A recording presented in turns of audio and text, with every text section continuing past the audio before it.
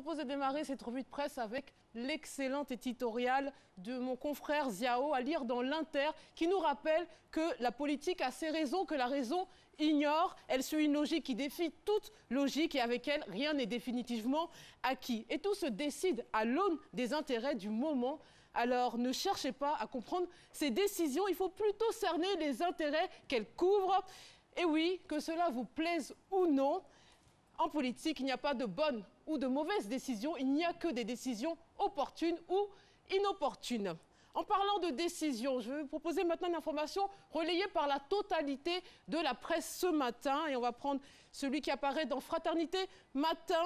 Le cabinet du président de l'Assemblée nationale de Côte d'Ivoire et sur ses instructions directes tient à porter à la connaissance des internautes de l'opinion nationale et internationale que M. Guillaume Guy Bafori Soro n'a d'autre ambition que l'accomplissement des charges qui sont les siennes. Pour l'heure, il considère qu'il est indécent et inopportun de s'incruster dans un débat sur d'hypothétiques et évanescentes ambitions obsessionnelles pour 2020 qui n'apportent et n'améliorent en rien le quotidien des Ivoiriens, nous dit donc ce communiqué que vous allez donc retrouver tout au long de la journée dans la presse nationale. On change totalement de sujet, on va revenir sur l'acquittement de Simone Gbagbo qui suscite encore beaucoup de réactions.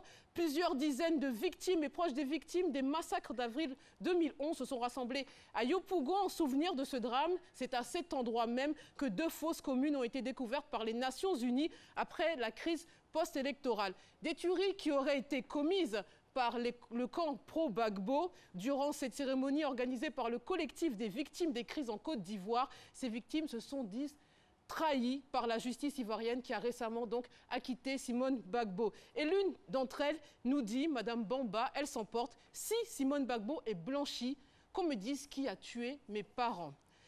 On poursuit avec une autre histoire qui, là aussi, n'a rien à voir. C'est dans Soir Info. C'est celle d'Edith Marcel, caissière dans une agence de transfert d'argent de la place, qui a été déférée le 7 avril dernier au parquet d'Abidjan Plateau.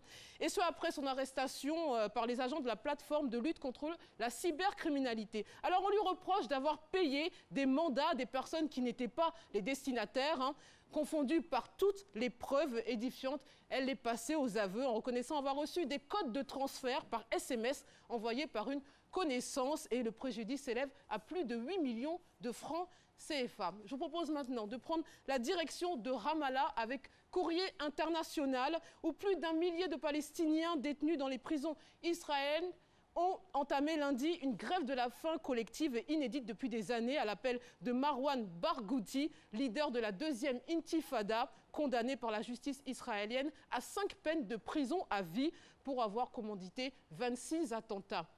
Et on va clore cette revue de presse avec l'insolite et l'histoire me plaît bien. L'histoire du jour, c'est celle de Louise Schneider, une militante pacifiste de 85 ans qui a été interpellée par la police suisse après avoir écrit à la bombe sur la façade de la Banque nationale suisse. Vous allez voir certainement apparaître à l'écran l'image. Elle est donc membre du groupe pacifiste pour une Suisse sans armée. Elle tenait à protester contre les investissements de la banque sur le marché des armes. Elle s'est ensuite rendue sans résistance aux policiers venus l'arrêter avant d'être relâchée après quelques heures de détention. Et elle a précisé que si c'était à refaire, eh bien, elle referait immédiatement. Qu'on essaie donc Papy fait de la résistance. Eh bien, je viens de vous présenter Mamie fait de la résistance. Blague à part, je lui apporte mon soutien et beaucoup de courage à elle, madame.